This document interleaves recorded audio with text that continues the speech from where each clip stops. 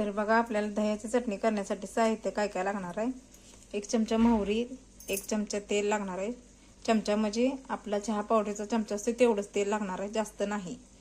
कोथिंबीर आणि मिरची, 2 मिरच्या आणि 2-4 लसूण पाकळ्या अशा भाजून घ्यायच्या।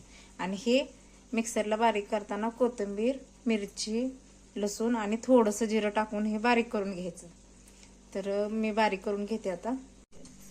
तर बघा आता 1च चमचा आपण ह्याच्यात तेल वतलंय आणि ह्यात आता मोहरी अर्धाभर चमचा टाकणार आहे आणि हे असं बारीक करून घेतलंय बघा।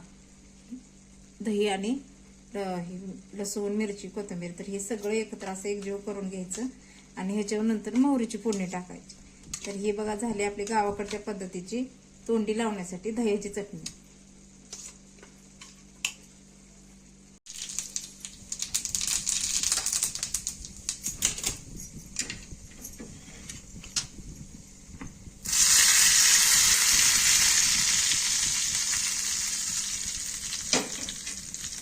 तर झाली आपली तयार चटणी आहे बघा।